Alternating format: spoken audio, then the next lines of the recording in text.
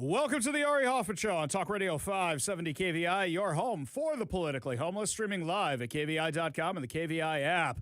Coming up this hour on the most dangerous show on the airwaves, a King County judge stars in a new movie, So I Released an Axe Murderer. Tell you all about that craziness.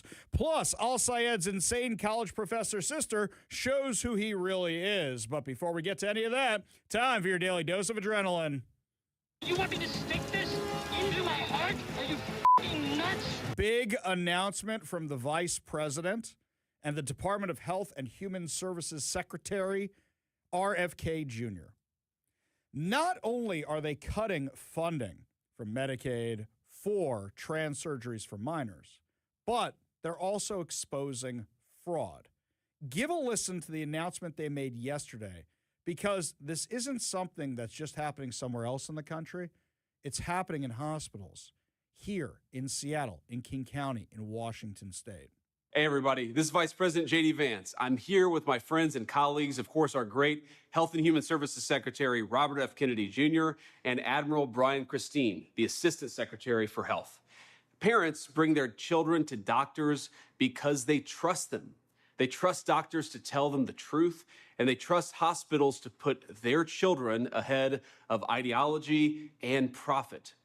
But when that trust gets violated, parents deserve to have a government that will stand up for them and for their kids and do something about it. Today, the Trump administration is proud to announce we're doing exactly that. Today, HHS released Wolves in White Coats, a report examining pediatric gender medicine and insurance building across America. The findings raise serious questions about what families were told, what insurers were told, and how these procedures were built. Today, Secretary Kennedy and I referred hospitals and clinics identified by this review to the Department of Justice and the HHS Inspector General for possible violations of federal law. What were these violations? So the report, Wolves in White Coats, How Doctors and Hospitals Pushed and Profited from the Fraud of Gender Medicine, alleges that some hospitals and gender clinics use potentially misleading or false diagnostic codes to secure insurance coverage for pediatric gender procedures. So, there's real questions about whether or not you can do these things on kids. The science says, yeah, it's bad news. You're basically just mutilating children. But we know under the Biden administration, sure, do whatever you want. There's also something else at play here, which is, aside from mutilating the kids, the abuse of entitlement programs. The country is going bankrupt not because of our military budget, not because of our foreign aid, as much fun as it was to find out that we're paying for Sesame Street in Iraq. The reason our country has a massive debt problem and a massive deficit problem is because of entitlement programs. Look, you want to pay a surgeon to get a boob job when you're past 18 or something? It's an elective surgery. You shouldn't use taxpayer dollars to cover something like that. So, once you're 18, you want to cut your junk off or something? That's an elective procedure. You shouldn't be using Medicaid, Medicare, any entitlement programs for it. Look at the fraud that has been revealed in these programs so far, in Social Security, in Medicaid, in Medicare. You want to bring down the deficit? You want to bring down the debt? It's the entitlement programs, Social Security, Medicaid, Medicare, that are causing these problems. Everybody should want to eliminate fraud. But in this case, what was happening was a lot of these hospitals knew they couldn't use these funds for this, so they were reclassifying in the system what the gender mutilation surgeries on the kids actually were in the system, so that way they could get reimbursed by Medicaid, Medicare. It's insane. Seattle Children's Hospital appears in the report's appendix under a claims data cohort involving puberty-blocking drugs given to patients estimated to be ages 13 to 17, where the claim carried the diagnosis of central precocious puberty. Now, there are legitimate uses for puberty blockers, but what it claims in this report is that hospitals were claiming they were using them for legitimate purposes when they were actually using them for the trans surgeries. The report states that central precocious puberty normally applies to significantly younger children and says the diagnosis is therefore unexpected among teenagers. Seattle Children's is specifically identified among organizations with at least one claim meeting those criteria. Now, this doesn't mean that they committed fraud. The report's appendix is cautious and says only that the organization had at least one qualifying claim and does not reveal how many patients or claims were associated with each institution. But let's go through Seattle Children's history for a minute here. And this breaks my heart because Seattle Children's, when one of my kids had a problem, they were great. They were wonderful. They were fantastic. But now this is the stuff they're doing to other people's kids. They operated a pediatric gender clinic, providing puberty blockers and cross-sex hormones to minors for years. It was previously reported in 2022 that the gender clinic accepted new patients between the ages of 9 and 16 and said on its website that its medical care primarily included puberty blockers, gender-related hormones. The hospital's website said blockers were considered after patients began showing signs of puberty because they were trying to stop them from fully developing into a boy or a girl. At the time, Seattle Children's also operated a surgical gender affirmation program. According to the hospital information itself, genital procedures were restricted to adults, while some other gender-related surgeries could be performed on teenagers. This went on until Trump II took office in early 2025.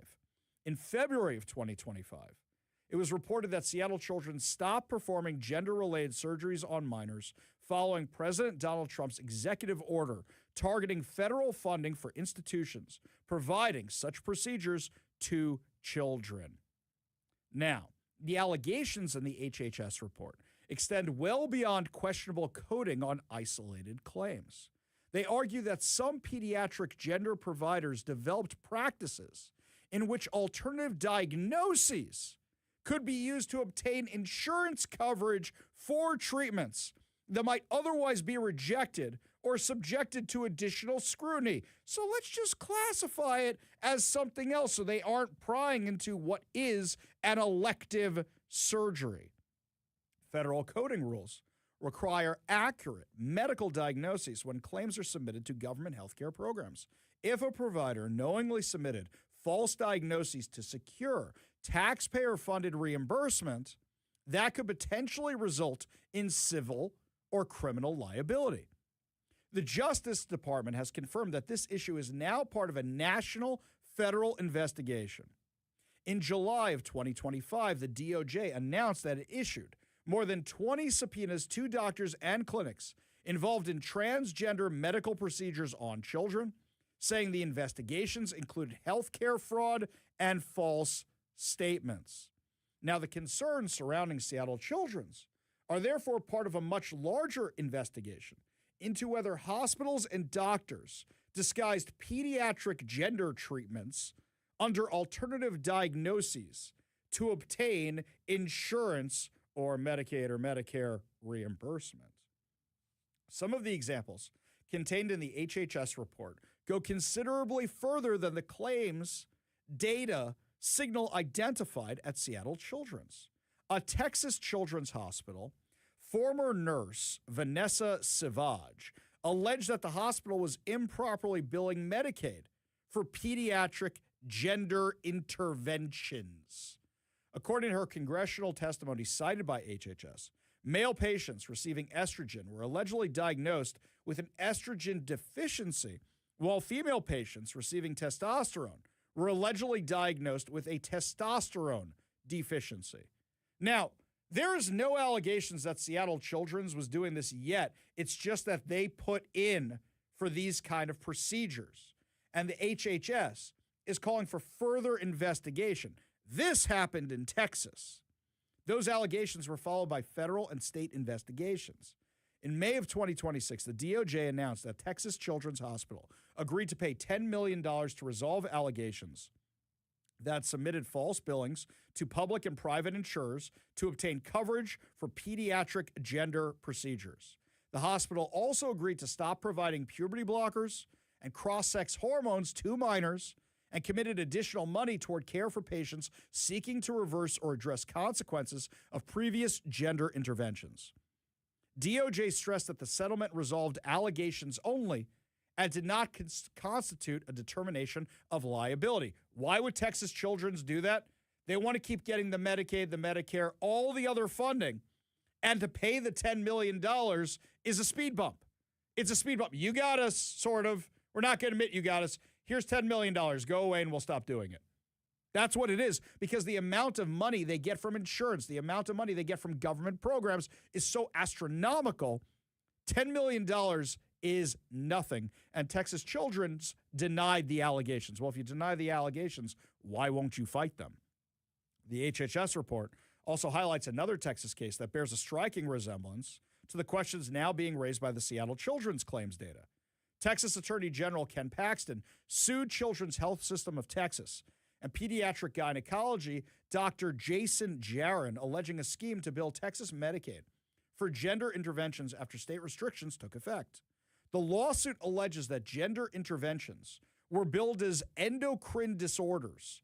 Puberty blockers were administered to otherwise healthy children under that diagnosis of precocious puberty, and estrogen implants for boys were billed as contraceptive implants by changing the patient's sex in medical records. Once again, that's in Texas, not here. Those remain allegations until it's actually proven in court. But the alleged use of precocious puberty is particularly relevant in Seattle because that's the same diagnosis attached to the category of teenage puberty blocker claims in which Seattle Children's appears in the new HHS reports. I will stress again, this is what they are alleging. It has not been proven in court. However, similar questions have surfaced at two of the country's most prominent pediatric hospitals. At Children's Hospital Philadelphia, federal filings cited by HHS indicate that between 2017 and 2024, there were nearly 250 minors first diagnosed with central precocious puberty at age 10 or older, including numerous teenagers between 14 and 18. HHS argues that those ages are well beyond when children would ordinarily first be diagnosed with genuine precocious puberty. Federal investigators identified other unusual patterns at Boston Children's Hospital, where the DOJ told a federal court there was no clear explanation for why Boston Children's went from diagnosing almost no 11-year-olds with central precocious puberty between 2017 and 2019 to diagnosing 50 in 2022. What, was there an explosion of this? Something happened? Radioactivity? Turn people into spiders? Give them superhero powers? The concern is straightforward. Were these children actually suffering from early puberty, or was the diagnosis being used as an alternative code to obtain insurance coverage for puberty blockers prescribed for gender dysphoria? The federal investigation has already resulted in another major settlement, this time in Cleveland at the Cleveland Clinic, which in June agreed to pay $308,000 to resolve DOJ allegations that false billings were submitted to public and private insurers. Once again, $300,000 when you're getting millions of dollars in the door is a speed bump. You pay it and you move on. Cleveland Clinic also agreed to commit $2 million toward care for detransitioners and make long-term commitment not to provide puberty blockers or cross-sex hormones for minors or for gender transition. Notably, the settlement agreement also requires review of certain pediatric gender dysphoria and endocrine-related coding and annual training for employees involved in billing in pediatric gender dysphoria and endocrine disorders. What this is basically saying is that there is money to be made off these kids who are suffering from mental illness issues, and that some hospitals are preying on these kids. Now, what I find fascinating also is when the Trump administration cut federal funding for these procedures, they did leave in place mental health funding. Because as I have long contended, that's what this is. As we use the example all the time, there is an actual problem, an actual disorder where soldiers come back from battle and feel like they should be missing an arm, missing a leg, missing a something, and want to have it cut off because they feel they get more honor that way. That is a clinical diagnosis of a mental disorder. If you want to remove parts of your healthy anatomy, that is not healthy, and instead we are affirming it. It is a mental problem. So the Trump administration didn't cut funding for kids who are suffering with this mental disorder. They actually left that in place. What they cut funding for are the kids who are being preyed upon by a lot of these facilities who go, we can get money from the government from doing completely unnecessary surgeries. We have names for that, by the way. Let's not forget, we previously reported that Seattle Children's was involved with the Q Card project, which developed cards allowing young patients to communicate their gender identity, pronouns, and other information to medical providers, including preferences about what information can be discussed with their parents. Because in Washington state, once you turn 13, guess what? You have to get your kids' permission to get their medical information, which is absolutely insane. Seattle Public Schools has provided space for independently operated school-based health centers offering gender-related health care. Your kid could literally go to a Seattle public school and go to one of these clinics inside the school. And if the kid's older than 13, be prescribed God knows what, and they won't tell you. Yet another reason why the initiative to protect parental rights that is going to be on your November ballot is so important. Middle and high schools were advertising gender-related medications, adolescent hormone therapy, and referrals for gender surgeries, while younger patients could receive specialty referrals. They are preying on young kids. And here's the other thing you forget about. These procedures, these drugs they're giving to kids, it's not a one-and-done thing. It's a lifetime of this. So they know they can keep billing the insurance for it. They know they can keep billing the federal government for it. These hospitals are allegedly preying on kids who have mental problems, who have mental issues. And the Trump administration is the one that's actually looking out for these kids.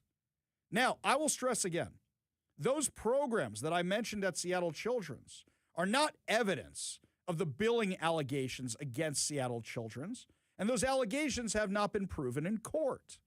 But this is something to investigate, because when you have Texas hospitals paying out settlements, and Boston hospitals paying out settlements, and Cleveland hospitals paying out settlements, if you weren't guilty of it, why did you pay out the settlements? You should have fought it in court. Unless you think it's just easier to make it go away, promise not to do it until the next Democrat comes into office. But it wasn't just Seattle Children's. Other local hospitals are also in this report. Providence Health and Services, the Poly Clinic. Now, once again, we don't know what they were doing. The report is saying it should be investigated because these things were being prescribed to patients between 13 and 17 for this precocious puberty diagnosis, which has been proven to be a scam in other places. Does that mean they did it? No. Does it mean it wasn't legitimate? No. But this is a scam they found in other places that they say needs to be investigated. Let's not forget, in May of 2025, that the Mary Bridge Children's Hospital in Tacoma stopped accepting new patients for medical interventions through its gender clinic while federal policies were changing. This is something that needs to be investigated. But also we need to be asking the question, why are hospitals pushing these procedures on kids? Why are they preying on the youth? And who are these parents who are going along with it? As opposed to saying something is wrong in the kid's brain, let's address it. That isn't gender care. That isn't health care. That is affirmation, which is, we want you to feel good about yourself. Maybe this will do it. And it'd be one thing if the suicide rates were going down. It'd be one thing if the mental health rates were going down. They're not. They're going up after these procedures or staying the same. This is something that needs to be fully investigated. fully investigated to make sure our hospitals here in Washington are not doing what's allegedly going on in Texas and Cleveland and Boston and other places in the country. I'm very glad that HHS and the vice president's office is looking into this. And you know what? If they find nothing, then we'll rest better knowing that our hospitals here aren't doing the same things that were going on in those other states and those other cities. I think they should welcome these investigations if they have nothing to hide. I'll actually be reaching out to all the local hospitals to see what their response to being named in this report actually is. Lots more to discuss as the show continues, my friends. Up next, King County judge is going for a starring role in a new movie called So I Released an Axe Murderer. Tell you all about it when we come back. You're listening to The Ari Hoffman Show.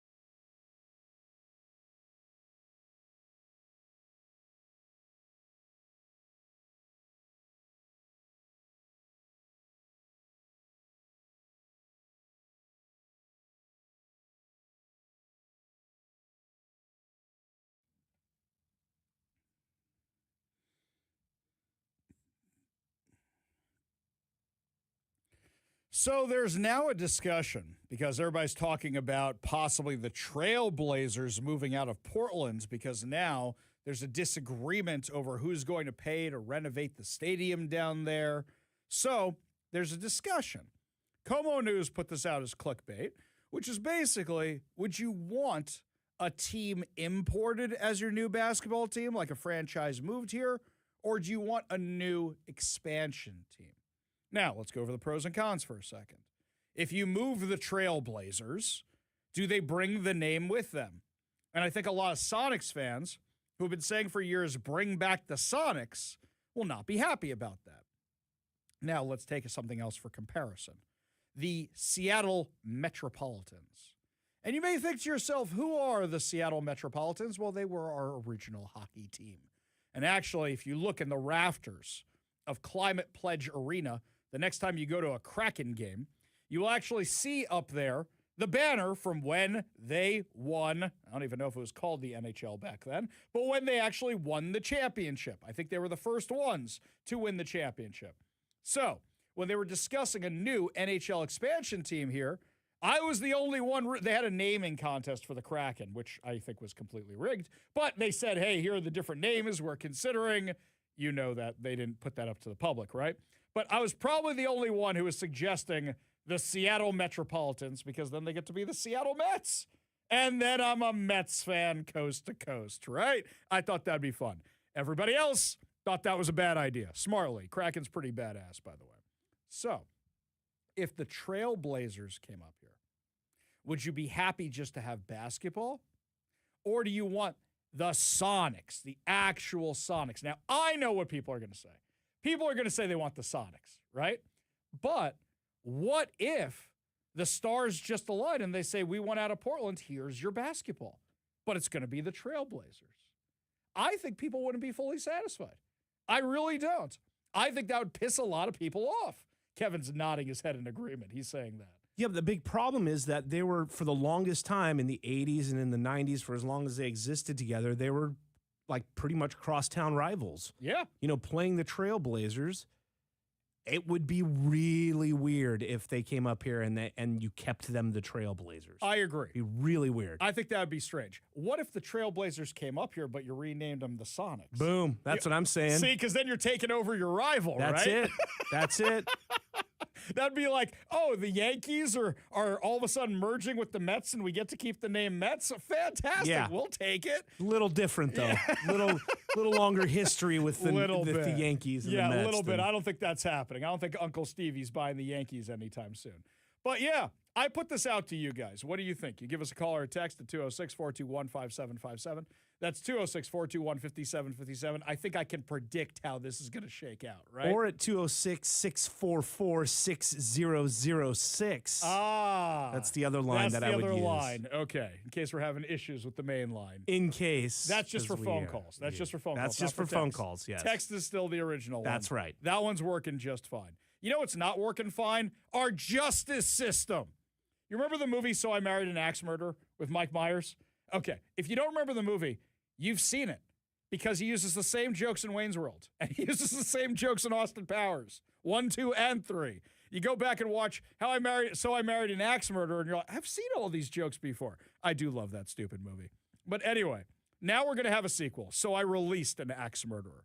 A King County Superior Court judge dismissed 2 first-degree murder charges Thursday against a Seattle man accused of killing 2 men with an axe in separate attacks after finding him mentally incompetent to stand trial. According to Como News, Judge Nelson Lee found Liam Harrison Krieger incompetent based on medical reports and dismissed the criminal case during a brief hearing on Thursday. He also signed an order directing Krieger to undergo a civil commitment evaluation. So that's not guilty by reason of insanity. That's, we should send you to the mental hospital. And soon, guess what? One day you could get out. There is no justice here in Seattle. So you claim you care about the homeless, but this guy just hacked 2 of them to death with an axe. And he just gets to be in a mental institution until they deem him sane and fit to re-enter society. And then what happens? He becomes an arsonist? Then what happens? He becomes a murderer again? Or, hey, I'm saying a month from now, if you dismiss the charges, You have to start this all over again. Now, you look at what's happening in New York with Luigi Mangione, and you look at that, and I bet that one of the reasons this guy is pleading guilty right now is because 10 years, 15 years, 20 years from now, he can just roll the dice, and he might get a really loose parole board, or like we have in Washington, where they just want to release every criminal no matter how bad they are, and he might be able to re-enter society. Our justice system is fundamentally broken in these blue cities and states. They claim they want to reform them. No, they want to eliminate them. There's actually some of the craziness the DSA has been advocating for. And speaking of the DSA, my friends, Abdul Rahman El Sayed is trying to tamp down his insane rhetoric, but we now found his sister, and she's saying all the quiet things out loud. Give you all the details when we come back. You're listening to The Ari Hoffman Show on Talk Radio 570 KVI.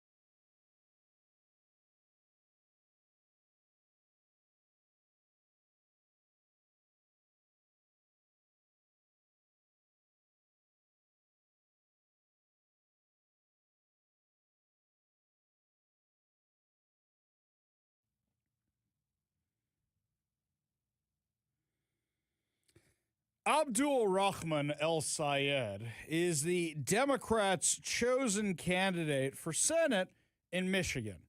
Now, we all know he's a jihadi socialist who wants the end of America and the end of Thanksgiving. He challenged his opponent, Rogers, to a one-on-one football match. Kevin, Abdul Rahman claims he used to be a quarterback in football, yet there are no pictures of it at all. Now, mind you, if he's our age, people are saying, well, you know what? That doesn't mean anything. Let me tell you something. There's pictures of us playing sports when we were kids, especially if you're the star quarterback or starting quarterback of your team.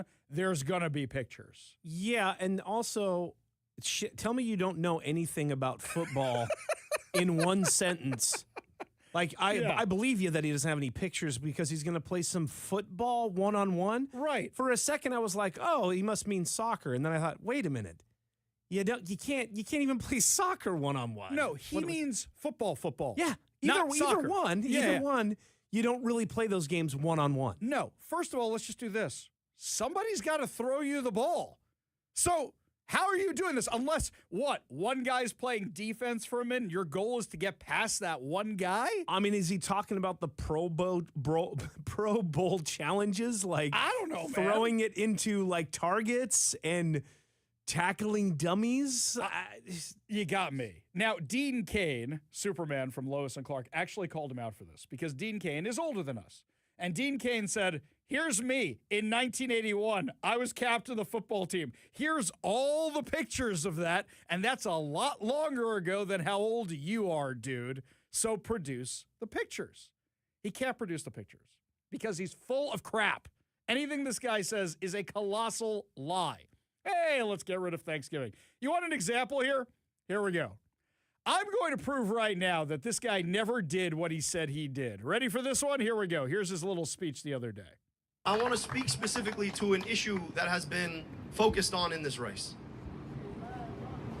To my Jewish American sisters and brothers, one of the most indelible memories of this campaign will have been the opportunity to break bread with you at Seder.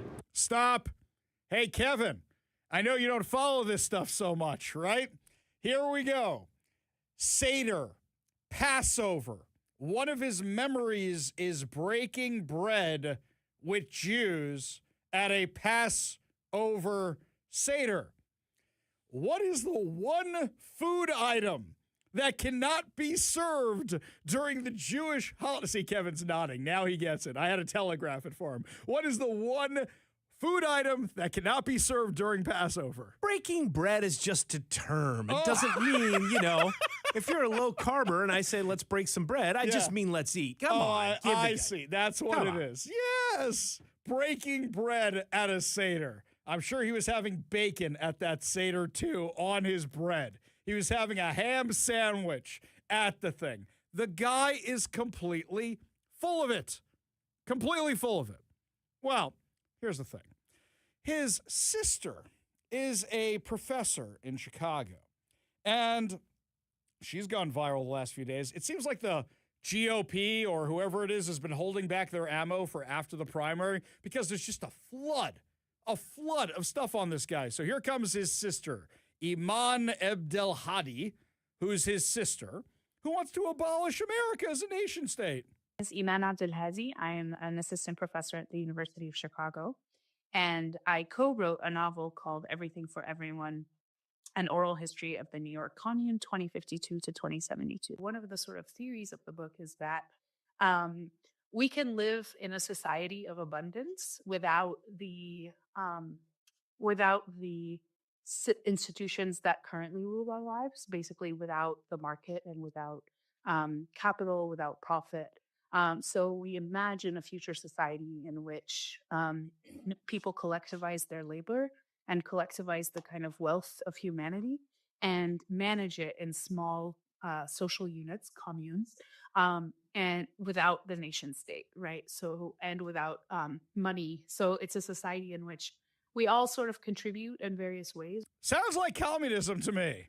How has that worked out in the history of the world? How many millions, tens of millions have been dead from it? Here's another one for you, Kevin. If only we had these little communes that an entire country's economy was based on, where they would make, I don't know, let's say widgets. And the whole commune made the widgets, and they all lived together, and they all worked together, and nobody had any money, and they just made the widgets. If only we could try that somewhere. Oh, wait, they did this in Israel, and their entire economy collapsed. It was called the kibbutz system. Are you kidding me with this? So, she sounds kind of reasonable, like somebody you could have a conversation with. Yeah, no, that's just the face she puts on for the camera, because here she is at one of these public forums. The University of Chicago. It's evil. Like, it's a colonial landlord. Like, why would I put any of my political energy into this space? And I kind of had a little bit of disdain for like people who spent a lot of time doing that. And the genocide really collapsed that and made me realize that two things. One is that, well, my students needed me. So it was like, oh, I have to organize here to take care of my students who I do care about. But I also realized, and I think this is a painful lesson that a lot of us in the Palestine Solidarity Movement have been learning. Okay, I can't anymore. I can't with this nonsense. This is a woman who is celebrating on October 8th. This is a woman who is celebrating on October 7th. It runs in the family. But she's also exposing how he wants to destroy America. This is a guy who wants to get rid of Thanksgiving. He wants to get rid of Christmas. And my favorite part? That whole football discussion? Kevin, usually when somebody's captain of a football team or something, they mention it for the rest of their lives, right? I was the captain of the football team in high school. I was the I scored. I mean, if 3 you're a touchdowns. loser, that's the one thing you got to hold on to. Yeah, sure. Yes. You know what we're talking about, right? Still have the Letterman jacket in the closet. Yeah. Al right? Bundy. Al Yes. Bundy. Yes. 3 touchdowns in a single game of Total Pocock. winner. Yep. Right. Total winner in life, right? This guy says he hates football. You know anybody who played football and was one of the higher ranking members of the team and then says they hated it? I know people who were the low. I never got my fair shot. I know those kind of people. I mean, Doesn't look, sound like I that. wrestled for 2 years, and I can tell you I hated it. Yeah. So I did it for 2 years because of peer pressure and because of my friends were doing it too. But Yeah. I hated pretty much every second of it. Now, as an adult looking back on it, I fully admit to it. Not to push back on what you're saying. It's fine. Because this guy doesn't sound like he's played a game No. of football in his life. Doesn't sound like he ever actually has, but he claims he was the team captain. Yeah, show the pictures, guys. Show the pictures, because we've got the receipts on your crazy sister who wants the end of America. Insane. Absolutely insane. You know what else is insane? How a man who thinks he's a woman is identifying as a woman to try and go to a local spa. Well, that case may be headed to the Supreme Court. We'll tell you all about it when we come back. You're listening to the Ari Hoffman Show on Talk Radio 570 KVI.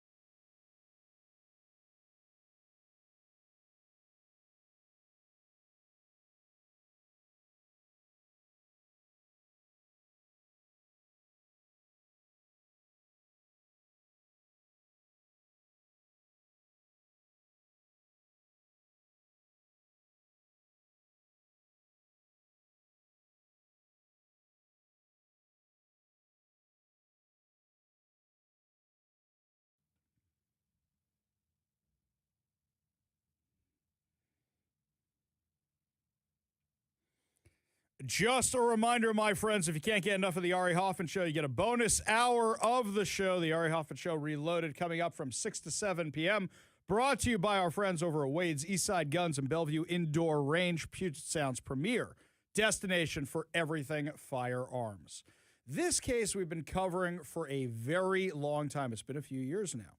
A Christian, family-owned Korean women's spa in Washington State is taking its years-long battle with state officials to the U.S. Supreme Court, asking the justices to decide whether Washington can force the business to admit biological males who identify as women into areas where women and girls are fully naked. Attorneys with the Pacific Justice Institute and Alliance Defending Freedom filed a petition on Monday asking the High Court to hear Olympus Spa versus Armstrong, escalating a legal battle that began after a 2020 complaint to the Washington State Human Rights Commission. We'll come back to them in a second. Let's put that off to the side for a second, why we're spending $13 million on a Human Rights Commission. Olympus Spa, which has locations in Linwood and Tacoma, provides traditional Korean, you know what, I'm not going to try and pronounce this. I am going to butcher it. So we'll just say traditional Korean services, including communal steam rooms, soaking pools, and full-body scrubs performed in an open area where customers are completely naked. The spa has operated as a female-only facility for more than 2 decades. Its owners, Soon Lee and his family, say the policy reflects both the centuries-old Korean tradition behind the business and their Christian belief that men and women should not be unclothed together outside of marriage. So, a lot of people go there from a lot of other religions as well. Judaism, for example, believe the same kind of thing. The dispute began after Haven Wilvich, a biological male who identifies as a woman, filed a discrimination complaint after claiming to be denied access under the spa's policy. Wilvich had not undergone sex reassignment surgery at the time of the dispute and still has his twig and berries intact. The spa also said it could find no record showing Wilvich had ever visited or applied for admission, and employees did not recall the alleged interaction. So, this sounds like the cake thing. This sounds like the case where a person just wanted to pick a fight. They didn't actually want to go in. They just want to pick the fight and be right. And it seems like they did that here. We actually have the attorney for the Alliance Defending Freedom joining us at 4:30 today. So we'll be sure to ask that question when we have them on the show. State officials. This person went to the Washington State Human Rights Commission and concluded that Olympus Spa had violated Washington's laws against discrimination. Stop. Time out. I have a question. I have a real question here. We have federal laws against discrimination. We have local laws against discrimination. Why do you need a Human Rights Commission in Washington that we're spending $13 million a year on to determine these things? We have civil rights legislation at both the city, county, state, and federal levels. So why do you need the Human Rights Commission? Also, given what we have found out in the last couple months about the Human Rights Commission, you remember a guy named Luke Jasmine, formerly a Human Rights Commissioner? When the Jewish News Syndicate intrepid reporter Jessica Russack Hoffman revealed in an interview with him that he had gone on an anti-Semitic tirade, and it was all caught on tape. And then he admitted in the interview with the outlet that they regularly bash other minority groups. So we need a bigoted Human Rights Commission? That's really what we need? Let's not forget, this guy resigned on the eve of July 4th weekend. Bob Ferguson was hoping nobody would notice, and a lot of media outlets did not. So this guy resigned. They still haven't replaced him yet. They also have a few other winners, like Han Tran, who got rid of police on the school that she's in, the North Shore School Board. They got rid of police. And this is another pro-Hamas activist in our midst who's also running this little commission right here.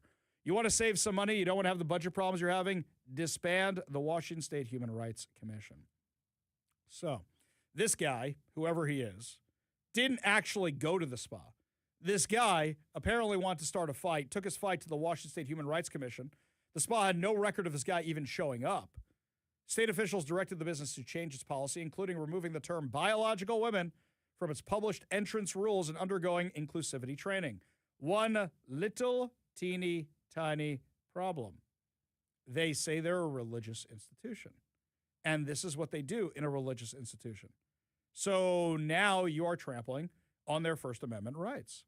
The spa fought back in federal court, arguing that Washington was trampling its religious freedom, freedom of speech, and freedom of association rights. And they are correct. Quote, "It is an abuse and perversion of public accommodation laws to give biological males access to the intimate spaces of unconsenting females in a state of full or partial undress. No woman or girl should have to give up her right to bodily privacy and safety to avoid offending a man. That's wrong, and it puts women and girls in harm's way." During a 2024 oral argument, Ninth Circuit Judge Margaret McEwen drew controversy after comparing arguments surrounding the spa's women-only policy to historical racial segregation and whites-only laws.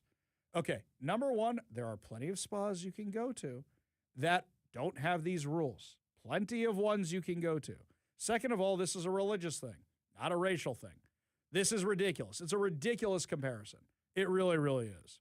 A divided three-judge panel ultimately ruled 2-1 against Olympus Spa in May 2025, rejecting the business's First Amendment challenge. The legal battle drew even more heated when the Ninth Circuit declined to rehear the case in March.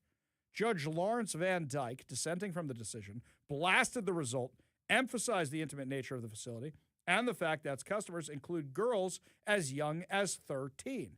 Here's something else. Why would you want to go to a girls' spa as a dude, right? Why would you want to do that? Oh, wait a minute. It's fully, now I'm understanding. I see. There we go.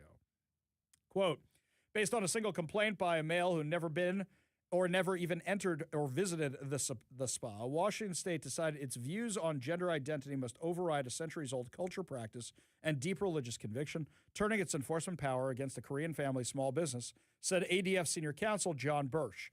He's going to be joining us at 4:30 so we can get all the nitty-gritty details of this case. The Supreme Court petition cast the dispute as something larger than a disagreement over one Washington spa. It's whether states' anti-discrimination laws can override the First Amendment, which, no, they can't. This is a family of Christian immigrants who fled Korea hoping for greater religious freedom.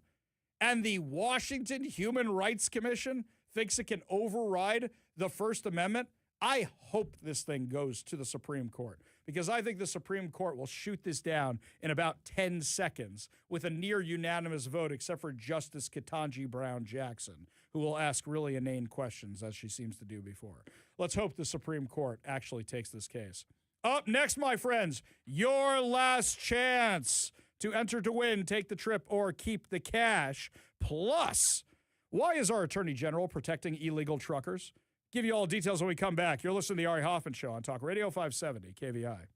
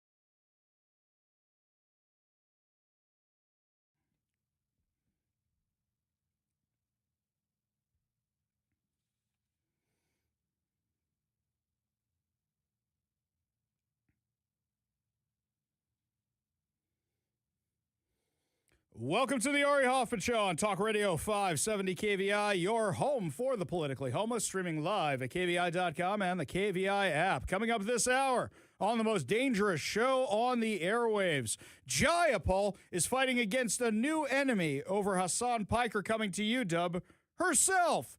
A teacher cries when they find out that none of their seniors in high school can read or write. But before we get to any of that, my friends, today is your last chance to take the trip or keep the cash. That's right, my friends. This is the last day of our contest.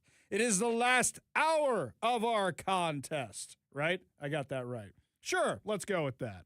So today is your last chance to enter to win a trip to Hawaii or $3,000 in cold, hard cash. You don't have to go to Hawaii when the hurricane's coming. You don't have to do that.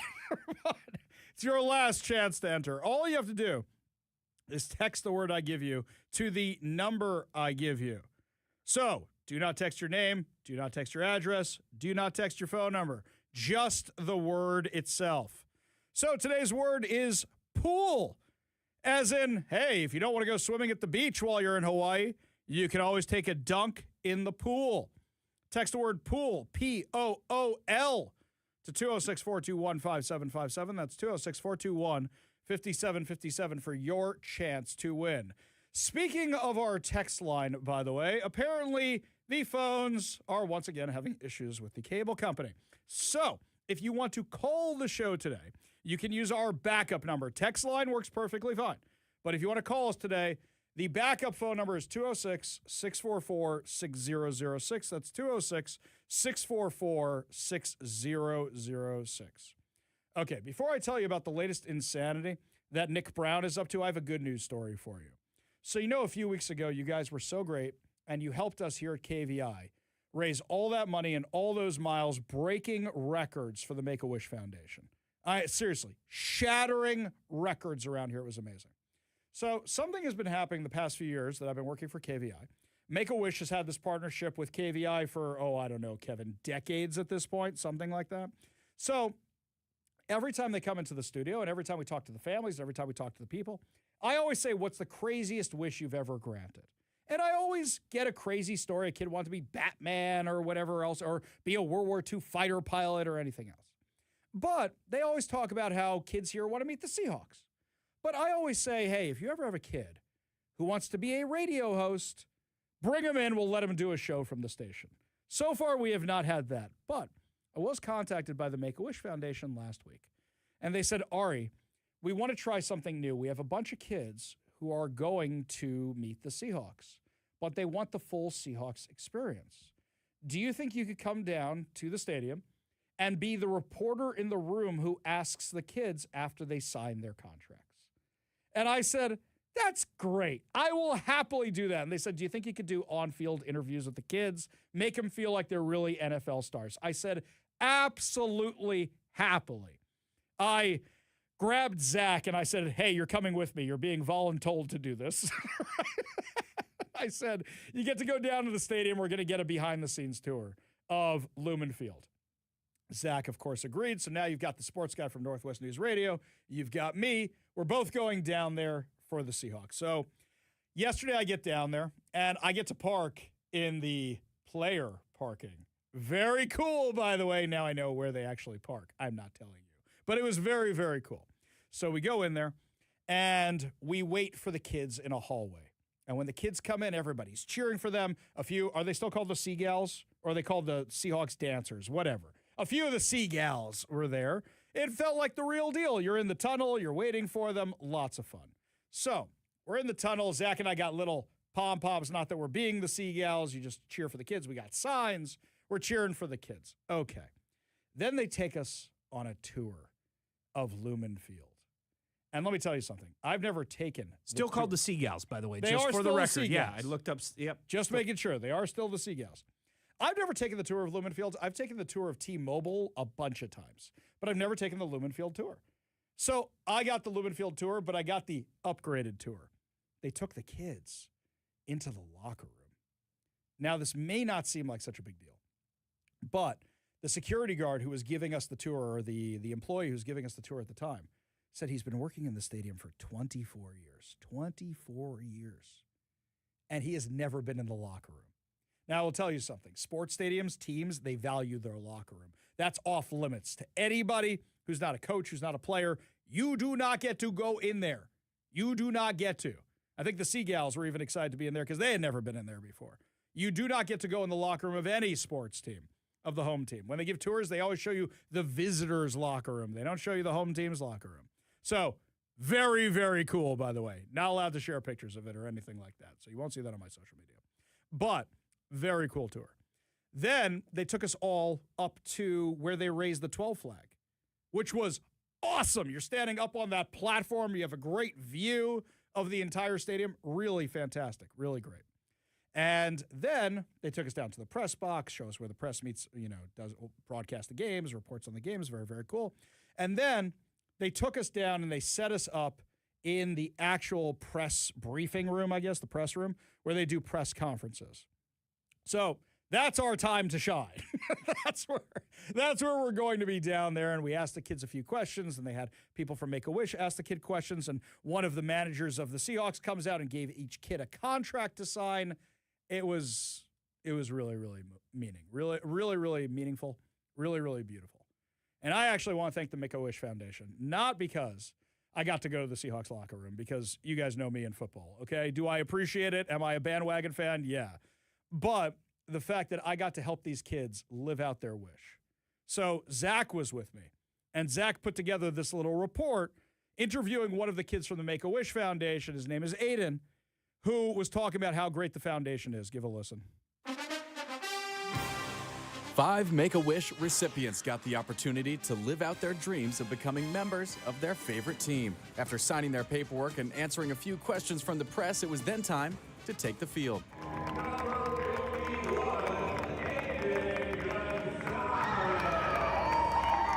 Aiden Gonzalez is 18 years old and battles kidney disease. Yesterday was his first visit to Lumen Field. I've been a Seahawks fan all my life. Growing up, we always watch the games and everything, but this is the first time I've actually been in the stadium. Today he got to meet the team, and tomorrow he'll cheer on the Hawks in the team's first game since winning the Super Bowl. It's been really amazing, everybody cheering me on, It feels really nice to be, in my home team. It feels really good. His mom, Allie, shared what it meant to her to see her son's wish come true. Oh, he can smile and he'll make me stop crying.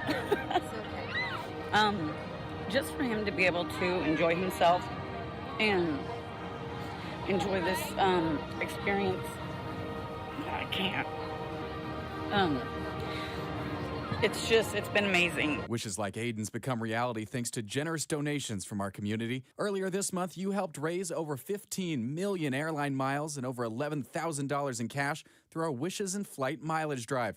You still have the opportunity to donate and grant more wishes just by going to GiveMyMiles.com. Never say nothing can come true, because this came true for me, and I'm really glad about it. Zach Wildfang, Northwest News Radio. So I got to say, you guys helped make that possible. You guys helped make those wishes possible for those 5 kids. And actually, the Make-A-Wish Foundation said to me, they said, Ari, we really liked having you and Zach there. Can you come down anytime we do one of these sports-related things? I said, absolutely happy to. Now, there's a little wrinkle in the story, which is, I'll know for next time. I'll know not to book anything afterwards. The Make-A-Wish Foundation told me this was just going to be an hour long, turns into an hour and 10 minutes, turns into an hour and 15 minutes, turns into an hour and 20 minutes. Normally not a big deal. But I had a speaking engagement with the Federal Way Republicans right after that. So I've got the GPS on my phone, and it's updating me on how long it's going to take to get from Lumen Field out to Federal Way. And the problem is I'm realizing I'm not going to make it on time. So I actually missed the on-field interview. I had to book it early. But I had a bigger problem. I am now in the underbelly of Lumen Field with no idea how to get out. No idea how to get back to the unmarked player parking lot where my car is. And since it's empty, there is nobody there to tell me how. So I leave I do my big goodbyes. Thank you, thank you, thank you. And I had to go re-find the group where they were. Nicely, that security guy who showed us the locker room and all that, he showed me how to get to my car. I never would have found it. But then I got a new problem. Okay, got a new problem. They don't mark the exits when you're in that parking lot. So now they have fences everywhere to not let you in, and electronic fences, and you got to have key codes, and you got to have security. So now I'm driving around Lumen Field trying to get out. I kid you not, took me 20 minutes total to find my way out of that stadium. So now I'm even further behind. I will just say I was booking it down to my engagement with the Republicans out in Federal Way. And I get in, and they have a guy who's stalling for me, and I sheepishly walk in. I'm about 15 minutes late because I took some time off in the drive.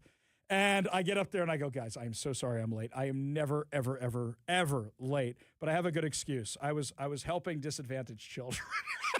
They all laugh, thinking I'm kidding, and I go, no, guys, I'm actually not kidding. That's literally where I was this whole time. But I really want to thank all of you for making that wish possible through your donations, through your mileage. But also I want to thank the Make-A-Wish Foundation for giving us the opportunity to be part of it. Zach and I were like kids in a candy shop. I mean, I'm not even the biggest Seahawks fan, but just being down there, it was so great. It was so great. I mean, Kevin, I had this really sheepish moment where I'm asking one of the managers of the Seahawks how to find the exit and the player parking lot. His directions were not as good as Mr. Security Guard. It was bad. It was embarrassing. Anyway, next time, I now know where to go. I now know where to park. I now know that stadium like the back of my head. Well, not really. Anywho, switching gears to what's happening here in Washington. So this one was kind of perplexing to me. This is a true case of Trump derangement syndrome. Washington Attorney General Nick Brown has filed to join a coalition of 21 attorneys general and the state of Pennsylvania in filing 2 lawsuits challenging the Trump administration's demand that states turn over records containing personal information for 17 million commercial driver's license holders. Why do you think they want the information for the commercial driver's license holders? Oh, because there's been a whole bunch of illegal aliens driving big rig trucks that have killed people that never should have gotten their licenses. Now, mind you, I think this case has no merit. And let me tell you why I think this case has no merit. I think it has no merit because the CDL program is a federal program. It's for federal highways. And what happens is, it's not like the driver's license in your city or state, which I guess technically that's also for highways, but for the driver's licenses, they are trusting the states to issue the CDLs. Personally, I would say take it away from them, but then you have to create a whole new federal DMV, and what a disaster that would be. I don't care how efficiently run it is by the Trump administration. I would not want that for the next president. I wouldn't want that for anybody else. I don't want to spend the money on it. But the problem is these states are being irresponsible with a federal program. So it should be, if you're not following federal rules, you shouldn't get to do this. Now, my guess is there's going to be some activist judges along the way who stop this thing, and then Nick Brown will do press releases about how we beat the Trump administration, but then not admit when they get overturned by higher courts. Because do you remember some of these cases? Shall we give them to you? Kamalpreet Singh, this one happened in Washington, an illegal immigrant who was driving a big rig truck and didn't stop. So he sandwiched a car between him and another truck. What was that, on State Route 167? It was over there near South Center. And killed a 29-year-old young father with young kids, with a young wife. Authorities alleged he failed to brake and falsified his electronic driving log. In addition to that, a judge released him, and then he disappeared. Now, something else with this guy. I pulled his company's information when it happened at the time. When I put the address of his company into Google Maps, do you know what I got? A Mexican restaurant. I literally got a Mexican restaurant. Now, I checked it on Bing Maps. I checked it on a few others. And what I realized is a lot of these guys are LLCs for their own individual truck. So for all you know, that's where he lives. For all you know, that's where his family works, or whatever the case may be. Then they just dump the LLC, form another LLC, and go do terrible things. This guy was released from jail, and now he's in the wind. Killed a 29-year-old father. That family will never get justice. And the people in Washington State who issued him the fraudulent CDL will never get justice. Let's remember, state officials have acknowledged that they have issued 700 ineligible CDLs to non-U.S. citizens over the last 7 years. So you're telling me every year you issue 100 fraudulent CDLs that you know about or that you're admitting to? How many more is that actually? If you're admitting to 700, how many more is that actually? Let's not forget the driver in the fatal Florida crash where the guy made the U-turn, couldn't speak English. You remember that one? Failed his English language assessment, couldn't identify highway signs, failed the Washington licensing tests 10 times in 2023. He also killed an entire family. And yet, where's that guy now? He got his license in Washington, leveraged it up to get a higher license in California, couldn't speak English. Oh, I'm sorry. That's not the U-turn guy. That's a different fatal crash in Florida. This guy, Hajiger Singh, this guy is an illegal alien, made the illegal U-turn with the semi-truck, resulting in the crash that killed 3 people. That guy. It's case after case after case after case of this. And it's because Washington State and California and Pennsylvania and these other blue states are issuing CDLs against federal regulations.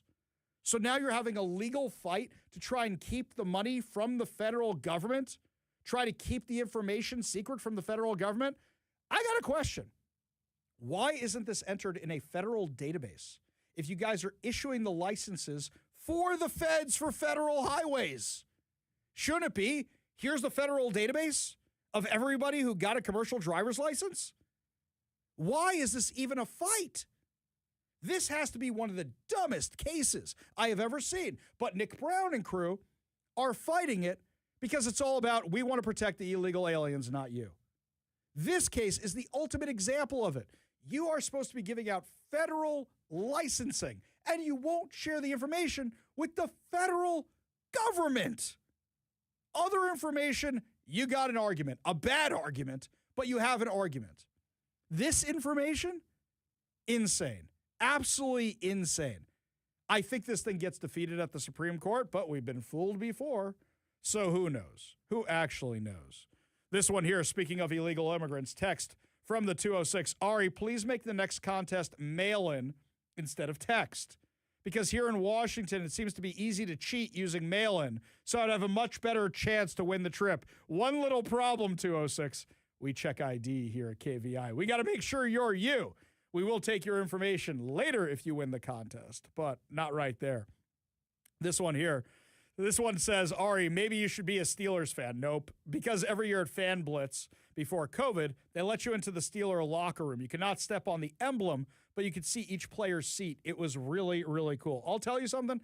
I tried to get into the the Citi Field locker room when my sister got married there, and those security guards were not having it. It did not matter that my sister's husband's family had actually rented the field for her to get married at. No. There was no getting in that player locker room. And that was before Uncle Stevie owned the place. Long before that. Up next, my friends, Pramila Jayapal has finally found an enemy in the fight to bring Hassan Piker to the University of Washington campus. Herself! We'll tell you about the dumb things she tweeted in the past that completely undermine her case. When we come back, you're listening to the Ari Hoffman Show on Talk Radio 570 KBI.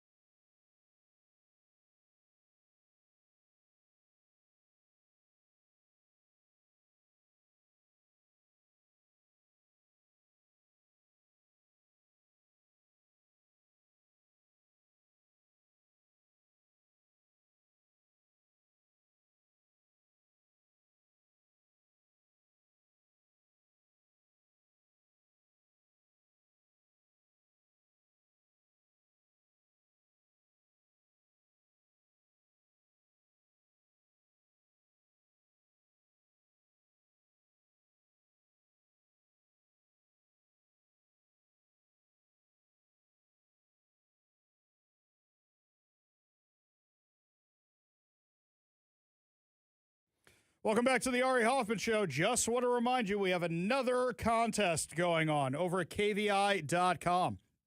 We are giving away tickets for an advanced screening of the new Jason Statham movie, Mutiny. That screening is coming up on Tuesday night. I will be there. Mr. KVI, you coming along for it? He doesn't know, but I will head on over there for the thing. That reminds me, do I have to RSVP for that? I probably should RSVP for that if I'm going to that thing. So I will be there on Tuesday night. And you have the chance to win two free tickets. All you have to do is head on over to KVI.com. The information's all there. You got to enter your information because we got to know who you are. Got to know who you are so you can come to this event. Enter KVI.com for your chance to win. And you'll see me chilling in the theater by myself. Why is Ari all alone? No friends, no friends. I'm going to be sitting there. I'll see if Zach will come with me. See if Mike can't come with me. You can't come with me. Wow. All my friends hanging me up. My wife definitely doesn't want to come see this movie. This is a guy's movie. This is a guy's bloody movie. So head on over to KVI.com and enter now for your chance to win. Remember yesterday we were making fun of Representative Pramila Jayapal, the Democrat from Hamas, because she's all big mad that Hassan Piker's speech at UW was canceled. Let's go through the details of this one more time. The details are the Henry M. Jackson, the Scoop Jackson School out at the University of Washington, has decided they are the resistance as the university tries to moderate back to normalcy. You know, not allowing campus violence, not allowing discrimination, little things like that. The school's worried they're going to be defunded by the Trump administration. Don't forget, we've done stories about them cutting staff because they're worried about being defunded, and they've really tried to make an effort. They really have tried to make an effort to be better about this stuff. But then they have all these subsidiary schools. And Henry M. Jackson School's administration thinks we're the captain now. We're in charge of the resistance. So they book Hassan Piker, the guy who said America deserved 9/11, the anti-American Marxist guy who dresses in Maoist outfits, in Mao's costumes, to show how much he hates America. That guy, the jihadi, that guy. So the problem is that normally when you have high-profile speakers like this, it's not the university booking them. Usually, it's student groups. So, for example, a couple of years ago when Charlie Kirk, may he rest in peace, came to University of Washington, Turning Point. The University of Washington Turning Point campus brought him in, club brought him in. If Ben Shapiro goes somewhere, the Young Americans Foundation brings him in. When I went to University of Arizona, another student group, Students United for Israel, brought me in. University of Arizona didn't bring me in. That's how these things work. That's what happens. So what happens is now Pramila Jayapal is encouraging student groups to bring in this anti-American lunatic onto campus. She said, as a member of the Judiciary Committee, trying to be threatening, I might turn the powers of the Judiciary Committee on you. I've been absolutely clear that free speech is a constitutional right, and we must all stand up and protect. I don't think anybody's disagreeing with that, but nobody said you have to use taxpayer money to do it. I've been communicating my concerns about the cancellation of Hassan Piker event directly to the university. Wow, have you now? And they have informed me that they are doing an internal review to ensure this never happens again. So you got the press release that I did? Because that's the same thing they told me. Wow, way to show that you have no pull at the University of Washington whatsoever. I encourage student groups. See, why are you encouraging the student groups if you're talking to the university? Why are you encouraging the student groups?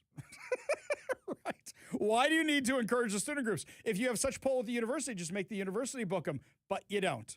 And they said this is supposed to be done by student groups. So now you're illustrating that you're actually powerless. I'm encouraging student groups. Mm-hmm. How many of these anti-Israel student groups have been suspended? A bunch of them. You know, like the ones that caused over $1 million worth of damage to the new engineering building? Mm-hmm. Okay. Now what's funny here is she just got slapped with a community note. This on X, UW canceled Piker's event because planning did not meet the necessary level of rigor for its speaker series. Universities can set standards for hosted events. Jayapal, and here's my favorite part, because I believe Jessica Russack-Hoffman from the Jewish News Syndicate actually found this old tweet of hers. Pramila Jayapal previously wrote, hate speech is not free speech. It is harmful and threatening. Facebook has the power to take down hateful groups like I'm 10 to 15 and should. Okay, hang on a second. All Hassan Piker does is hate speech. So if it's hate speech isn't free speech, why are you advocating for this Looney Tune to come to campus? Pramila Jayapal, defeated by her own words yet again. Now, Hassan Piker shared her tweet and wrote, "We must fight back against the undemocratic and un-American force." When do you care about America? You hate America.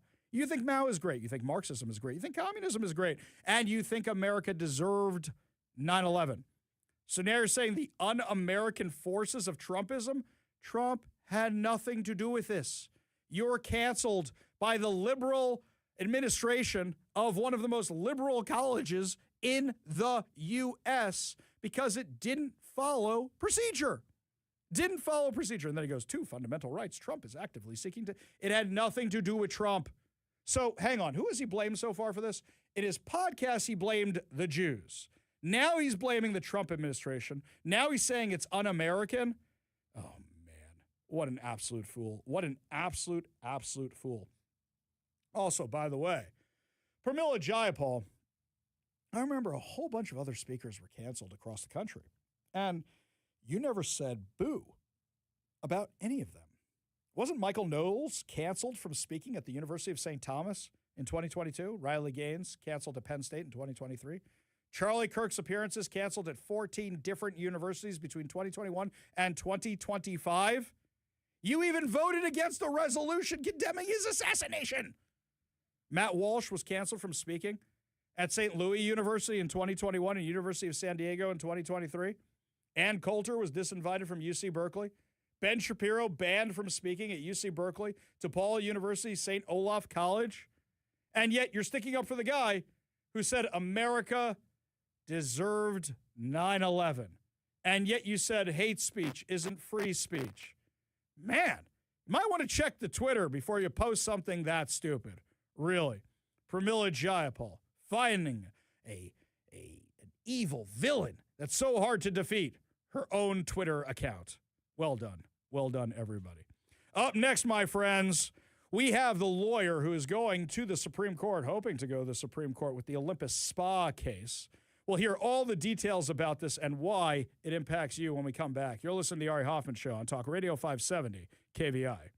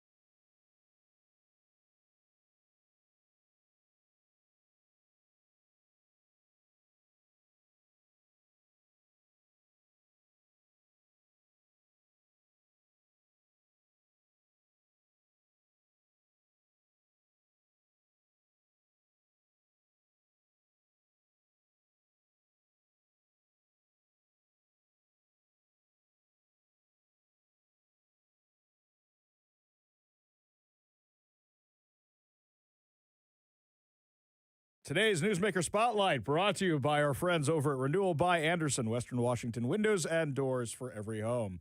For a couple of years now, we've been talking about the case of the Olympus Spa. The Olympus Spa is an all-female spa, which a biological male walked into with all his twig and berries intact, and then says he identifies as a woman, and now people don't want to go to the spa, but also this has religious implications because it's a spa specifically designed for people who are very, very modest and don't want to go to a mixed spa. Now, the case might be headed to the Supreme Court. Joining us now from the Alliance Defending Freedom, one of their attorneys, John Birch. Thanks so much for being with us today. My pleasure. Thank you. Such a pleasure to have you today. So what's really new in this case? Where are we that this thing now has to go to the Supreme Court? Well, after the district court ruled against the spa and upheld the Washington Human Rights Commission's conclusion that the Olympus Spa was discriminating based on gender identity, which isn't true. They're differentiating or classifying their customers based on anatomy. The Ninth Circuit Court of Appeals upheld that in a divided decision, 2-1. And then they asked for a review of the entire Ninth Circuit, and that was denied. But there were 3 separate dissents filed by numerous judges saying that this was a violation of religious liberty, that it was a violation of associational rights, and that it wasn't even gender identity or expression discrimination to begin with. And so that set up the opportunity to ask the U.S. Supreme Court to review and resolve those differences. Gotcha. Now, what are the odds of the Supreme Court taking a case like this? Normally what I've noticed, and I'm not a lawyer, you are, normally what I've noticed is a case like this is normally goes to the Supreme Court, or the Supreme Court will take it if there's a lot of similar cases across the U.S. Is that something we've seen going on where there's a demand for the Supreme Court to rule on this so that a lot of people can get a ruling on this? Well, yeah, to start, you're right that it's difficult to get a case to the Supreme Court. They get about 8,000 to 9,000 requests per year that they hear a case, and they only end up hearing about 55 to 60 of those cases. And so it's well less than 1% that get there. And so typically what you look for are lots of cases all across the country that involve the exact same issue. Now, there aren't a ton of these Christian, Korean, nude spas for women across the country, creating this kind of conflict with different states' law. However, there are a lot of decisions in various states that are misanalyzing the Supreme Court's decisions when it comes to religious liberty and associational expression, which are the claims that are at issue here. In addition to that, the Supreme Court has already called out the Ninth Circuit on 5 occasions for misconstruing its religious liberty law. And we're telling them that they need to make a 6th correction now because they got this one badly wrong. Yeah, and also here's something else. This entire case, there are so many spas a person can go to. It seems like they were directly targeting this one just to do the case. Is that an element of this, or you can't ascribe any motive to this? Well, I'm so glad you brought this up because this is absolutely a target. The one thing I needed to correct from your introduction, you said that the male who wanted to be a patron walked in. He never walked in. In fact, the spa doesn't even have a record that he ever contacted them about admission at all. They've got records of people who come into the spa and who want to come into the spa, and they have no record that he ever did that. What he did is he filed a complaint with the Human Rights Commission and claimed that he had been denied. That may not be true. We don't know. And the commission immediately started its enforcement machinery and told this Korean family, you've got 10 days to change your policy or we're going to refer you to the Attorney General's office for criminal prosecution. And so after they entered into an agreement where they would temporarily change the policy but reserve the right to go to court and vindicate their constitutional rights, the man posted on his social media, I made the naked women ladies spa in town change their policy so that I'm allowed to go in. Now, he hasn't actually gone in yet. So this whole thing appears to be a targeted setup. Wow. It's like the cake thing all over again. We're talking with John Birch. Just like the cake. Just like the cake. We're talking about with John Birch as an attorney for the Alliance Defending Freedom. And also the Washington Human Rights Commission. I don't know if you're aware of the drama surrounding them recently. One of their commissioners, who was probably part of the ruling on this, was recently resigned under pretty bad circumstances because he went on an anti-Semitic rant. But worse than that, he actually said that it is common on the Washington Human Rights Commission to bash multiple groups while they're having their discussions. You guys look into any of that kind of stuff? Because now all of a sudden, it looks like these guys for sure have a political agenda. Yeah, I have no doubt of that. We don't have any proof that they were specifically bashing Christians in the context of this case. That makes it a little more difficult. But anytime you've got a record like that, where someone says something and it's officially in a transcript or otherwise reported, then just like Jack Phillips in the original Masterpiece Cake Shop case, you've got a claim for government animus. And the Supreme Court has since said, in the case involving Coach Kennedy up there in Washington State, that if there's any religious animus involved in the process, then that's the end of it. The government loses and the private person of faith or religious organization wins. So I'll definitely be looking into that. Well, John, I really appreciate you joining us and the clarification, because up until this point, I don't think I knew that the person never even walked in before.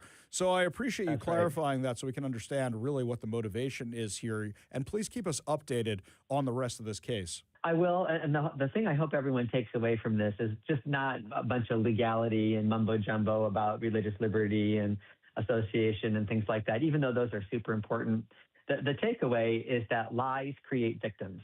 And the lie that sex doesn't matter hurts people, especially women and girls. And when you get to the place where you're forcing nude women and girls to be in the same space with a nude male and forcing female employees to give a nude male body scrubs against their wishes, something has gone terribly wrong. The Washington Human Rights Commission is broken, so is much of the Washington government, and we hope the Supreme Court will say so. I couldn't agree more. That's John Birch from the Alliance Defending Freedom. Really appreciate you joining us today, and have a wonderful weekend. My pleasure. You as well. We got a whole lot more to discuss as the show continues. You're listening to The Ari Hoffman Show on Talk Radio 570 KVI.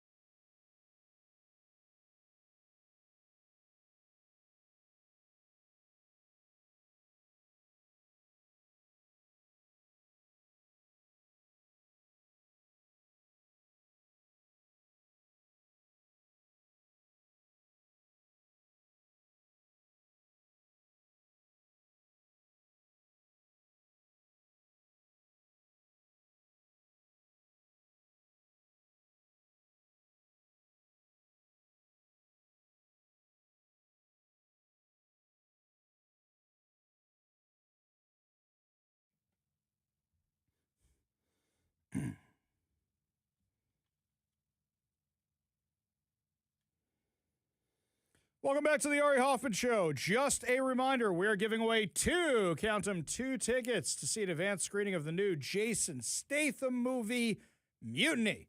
It's going to be next Tuesday night. You get to go there with me. It'll be a lot of fun. So head on over to kvi.com. That's kvi.com, and enter your information for your chance to win. This video was going viral the other day, and it's really, really sad. So this is a Texas high school teacher who started crying and broke down in front of his class because he's teaching seniors in high school who can't even read or write one sentence. Darius Williams, who teaches at Wheatley High School within the Houston School District, shared a video on Instagram where he described struggling to hold it together.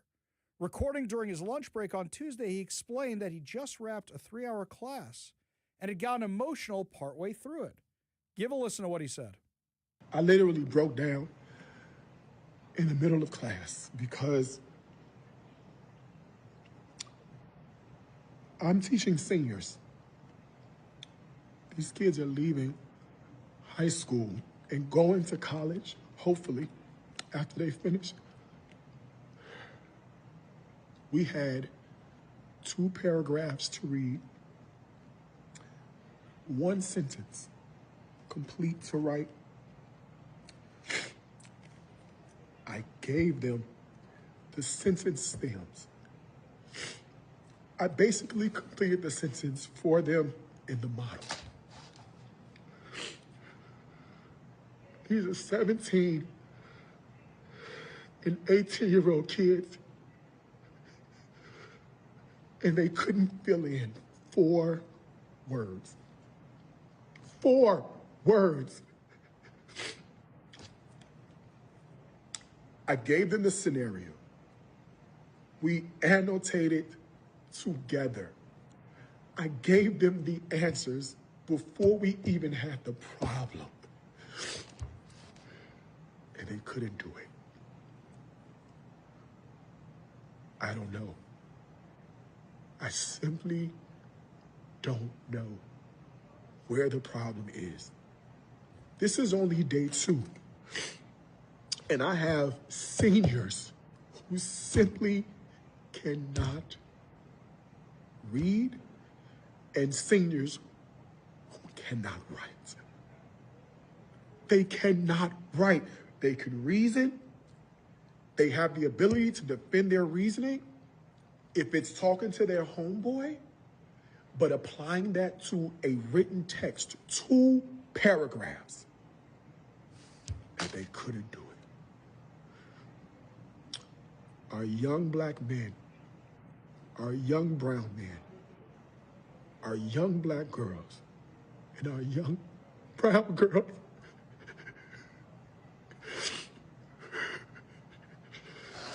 oh, God. By the way, those are legit tears.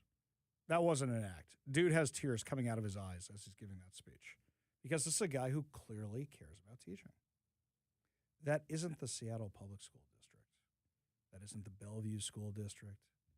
That is literally Houston, Texas. People tell me all the time, Ari, we're getting out of here. We're escaping. We're going to Texas. We're going to Florida. We're going to free America. You think that these radical unions don't have control of those school districts as well? That may be the only thing they have control of. You think they don't have control of these colleges as well? Those are the things they still have control of, even though they don't have control of the state government. And they're always fighting to get it back. How does a kid go all those years just skating by?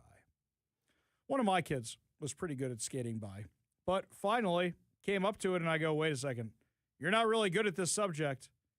How'd you manage all these years? Kid was really good at skating by. I was really good at skating by in school. It wasn't until later on that finally somebody caught up with it. Ari doesn't know how to do all of this kind of stuff. I go, because I never paid attention in class. How does it get that far where you get to senior year of high school and you can't read or write? Well, let's go through the different scenarios. 1 is teachers not caring. 2 is these are kids that grew up during COVID. Aside from the learning loss, do you remember what a lot of lefties, teachers unions, and school district solutions were to this? Just pass them. Just pass them. Just graduate them. Just move them up a class. No summer school. Do you know any school district in the country, that had makeup hours for COVID, for all the learning loss? I don't know private schools that even did that. Did anybody do that, or did the teachers just say, all right, well, I guess we're picking up where we left off. Let's go. Let's go. You got moved up grades? No problem. We're not going to catch up on what you missed. Because these teachers' unions would never agree to extending the school day. Here's something else. What was being doubled down, tripled down, quadrupled down on, even in Texas, even in Florida, even in free America, while all this was going on? DEI. We find this stuff in Texas schools all the time. We find this stuff in Florida schools all the time. We find this stuff in their colleges. Just because you're in a red state doesn't mean you're free from all this. We find this stuff all the time. So instead of making up for the learning loss, you guys replaced curriculum with this DEI insanity. So not only are they not getting the basics, not only did they miss out on stuff, they are now being given absolutely useless knowledge that will not help them in life, that just teaches them how bad America is, how bad their friends are because they have a different skin color, how bad they are if they don't support things because of their religious objections to the sexuality, et cetera, et cetera. That's what they're getting instead. So instead of reading and writing and arithmetic, they're getting that nonsense. That's how you get a kid who can't read by their senior year of high school. That's how you get a kid who can't write by their senior year of high school. You're 18 at that age. You're supposed to be going off on your own. What? You think they're going to know how to do a bank account? You think they are going to be able to go get a job with a Starbucks even, or any other place like that, which could actually pay for their tuition? No. They're busy looking at their screens, talking in basically hieroglyphics, talking with emojis. That's how they have conversations, with incomplete, fractured sentences. That's their education. They're not dumb. Just nobody ever taught them anything. Because unfortunately, you have people doubling down on the DEI insanity. Here's an extreme case. We know that the DEI stuff discriminates. Well, now Washington State has joined a coalition of Democrat-led states that's now backing Harvard to keep its billions of dollars in federal funding, even though Harvard has a massive endowment fund and doesn't need that federal funding, putting the state on Harvard's side as the Trump administration seeks to hold the university accountable over its handling of rampant discrimination on campus. Washington's Attorney General Nick Brown joined 20 other states and the District of Columbia in an amicus brief, urging the First Circuit Court of Appeals to uphold Harvard's sweeping lower court victory against the Trump administration. Harvard sued the administration when they moved against nearly $2.7 billion in federal research funding. A federal district court subsequently restored the grant funding and found the administration actions violated federal law and the First Amendment. The federal government appealed the decision in December. Let's be clear. The federal government is saying, you violated civil rights laws. Harvard's saying it's freedom of speech. The Trump administration is saying, you can't allow rioters on campus to physically assault your students and claim it's freedom of speech. You can't do that. But now Washington State is siding with Harvard. The states explicitly asked the appeal court to affirm summary judgment for the university, declaring that the federal government acted unlawfully in freezing funds to Harvard, and arguing that a tax on federally funded university research threatens states' economies. Do you know why they're worried? Because they know they're next. Washington is specifically identified among the states supporting Harvard, while Brown is listed as Washington's Attorney General and the officials backing the filing. The filing makes Washington's economic interest a central part of its defense of Harvard. It identifies the University of Washington as the state's fifth largest employer and cites research showing UW generated an estimated $20.9 billion in economic activity in 2023. The states separately cite UW's estimate that its research alone generated $2.6 billion for Washington's economy that year. Well, I have a question. You're the fifth largest employer in our state, UW? Those are all taxpayer dollars.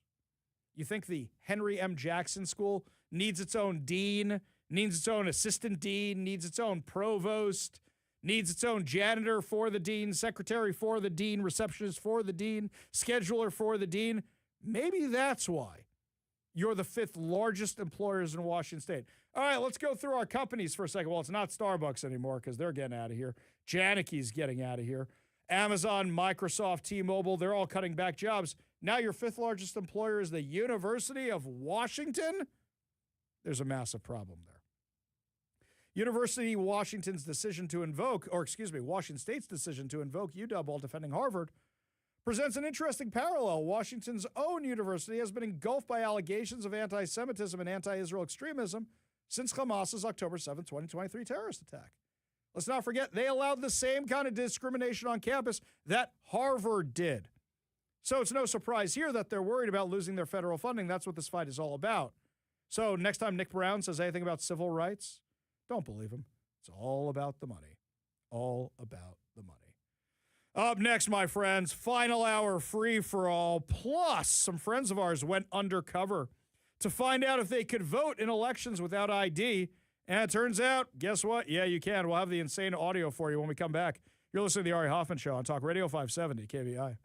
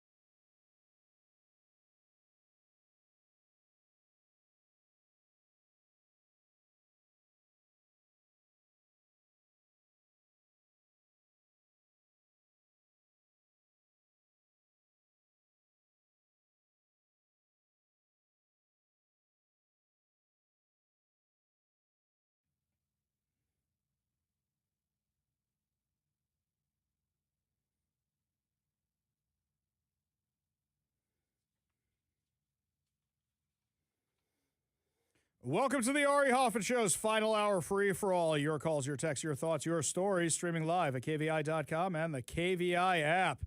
If you want to be part of the most dangerous show on the airwaves, you can text our regular number, but the phone lines are having some issues today, so you can call us at 206-644-6006 on our backup line. That's 206-644-6006. Question for everybody. Why is it that we have descriptions of suspects in a stabbing from just the other night in Seattle, but we don't have descriptions of the suspects from Bite of Seattle? We'll get to that. We'll come back to that. Put a pin in that. Let's go through something else. Big news of the day. A federal judge will allow the Trump administration to end temporary protected status for Somalia, denying a bid to block the termination and lifting an administrative stay that had temporarily prevented it from taking an effect. What this means is that now the Trump administration can kick out a lot of Somali fraudsters who are here on temporary protected status, are not citizens, and he can give them the boot. Which I think, yeah, you abuse the laws of this country. That's exactly what should happen. The amount of fraud we have found in the Somali community is through the roof, literally through the roof. Question is it going to affect Washington? We know we have the third largest Somali population in the U.S. We'll see how that shakes out. Now, mind you, here we got a lot of texts about the school story we did in the last segment about the teacher who was crying, about the kids who can't read or write. Dennis says over on the text line, it's not just the school's fault. A lot of the blame falls squarely on the parents' shoulders for kids who can't read and write. I agree. But here's the thing. You need to be told by the teacher. There was this one teacher that one of my kids had where the teacher did not tell us our kid was having issues. Did not tell us till we got the report card and we said, what the hell is this? This goes on the kids in high school. They want to apply to college one day. What the hell is this? Oh, well, they've been having issues. Why didn't you tell us? We're not there all day long. We're not there. So while I agree with you, Dennis, that the parents got to make the kids do the homework, sometimes the parents have no idea it's happening. I'll actually stick up for that. TJ says schools refuse to hold kids back to make them repeat a grade. Exactly. Because it would hurt their precious self-worth. Even if the parents want them held back. Yep, exactly right. Jennifer says, Ari, teachers don't even grade homework. Yeah, unfortunately, that's the case in some of these things. This one here. This one from Rob. He says, Houston is run by libs. Yeah, and I keep telling everybody, just because you flee to Texas or you flee to Florida, what, you think they're not coming for you also? We go to the KVI studio line, take a call from Hank in Squim. Hank, what's going on? Not much, Ari. I'm just kind of saddened by everything that's going on. You know, I'm 59, and there we have kids taking puberty blockers. We have men trying to be women and women trying to be men and kids trying to be animals, pooping in litter boxes, and boys being in girls' locker rooms. And I'm kind of really sad about America. You know, they've worked so hard to create the best place in the world for people to raise kids and grow and prosper. And it's just times have changed. You know, it's like in my generation, if my daughter would have come home and said some boy was in the locker room naked with them, things would be a lot different. And it would have, you know, it just wouldn't have been accepted. And for one, I don't think the boys in the school would tolerate somebody like that back then. Now, the parents would have been the last that people would have to worry about. But I'm really kind of worried about America's stance. And sometimes I know we're the land of the free, but I think that sometimes our freedom has kind of gotten us where we're at. I mean, we need to be a free country, but we've given the ball away to where some freedoms, it's like, well, yeah, we're the land of the free, but that is just not morally right, and it's just not going to be accepted. So let me stop you. Let me stop you right there, Hank. Okay, let me stop you right there because I need to reframe your argument a little bit. Okay, the country hasn't changed. The weapons of our enemies have changed. So it used to be they threatened us with nuclear weapons. It used to be they invaded our allies. It used to be, okay, actual conventional warfare, right? It used to be they went after the colleges through the socialism and the communism and everything else. But then they realized, hey, this is kind of our turf, so what if we expand it to the high schools? What if we expand it to the middle schools? What if we expand it to the grade schools? Let's not forget critical race theory. Critical theory. It's based on critical theory, which was a tool of the Soviet Union to try to undermine the U.S. The left figured out how to turn it into this race war that blew up in 2020. how to blow it up into this gender war. And when CRT got called out, what did they start calling it? DEI. And now that DEI's been called out, they have new names for it. It's not a different country. It's just their weapons are more effective because they have figured out how to weaponize social media. Good old-fashioned Americans need to start standing together and get this crap straighted out, though. Because I agree. Kids are getting dumber. I agree. I mean, we're not even educating our children now. I mean, for a large part, we still have a lot of great kids and a lot of great teachers, and there's still a lot of smart people, but there's a large number of this group in our country now to where the majority of us need to start voting better or doing something, stand up and slap these people around. But we gotta put a kibosh to it because they're getting too big and there's becoming too many of them. Well, I'll tell you this, Hank. The biggest problem is that kids don't want to get summer jobs anymore, and kids don't want to do anything anymore. And in fact, the millennials don't want to do a lot of stuff. And you know why? Because they're busy staring at that screen in their pockets all day long. The amount of screen time they get is insane. That's what they're doing. They're not even, when they hang out with each other, I see this with my kids and their friends. Sometimes when they hang out with each other, they're on their phones. What's the point of hanging out with them while they're on the phones? They don't go outside and play tag no more or ride their bikes. No, they're on their phones. That's what they're doing. We Exactly. didn't want our parents to tell us to do a bunch of chores, so we went outside and played tag. Exactly. Hank, appreciate the perspective. You do a bang-up job, man. You're great to listen to. Thanks. That means a lot. Really appreciate it. You have a wonderful weekend. You want to be part of the show, you can call us on our backup line today, 206-644-6006. That's 206-644-6006. Or you can text us at 206-421-5757. That's 206-421-5757. Dan says over on the text line, for the love of all that is good and holy, deport Ilhan Omar and her bros band. He's trying to say brother/husband. I see what you're saying there. I don't know are they on temporary protected status?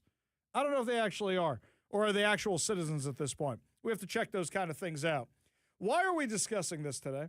Because as we're talking about getting rid of the temporary protected status for Somalians, the Michigan Attorney General has charged 5 non-citizens with illegally voting in the 2024 election.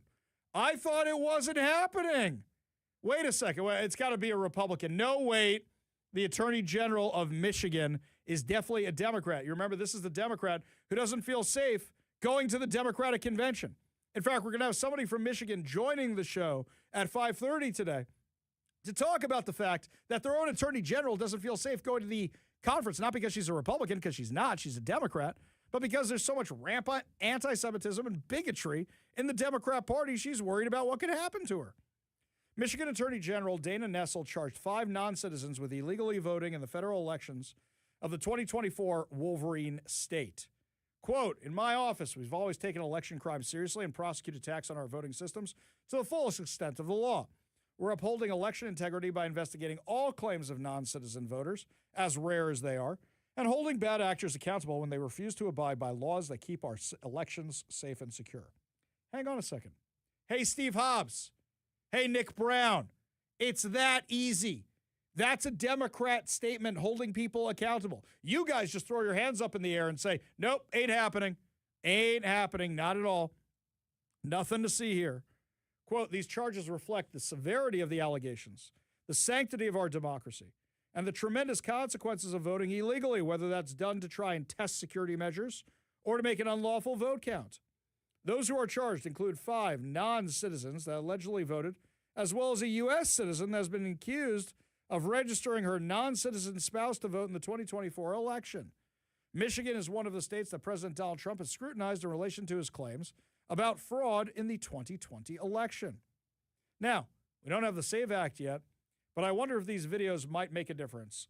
James O'Keefe from the O'Keefe Media Group, he took our friend Cam Higbee and a few others. I'm not usually the biggest James O'Keefe fan, but the fact that Cam Higbee went him, who I like Cam Higbee, I'm friends with Cam Higbee.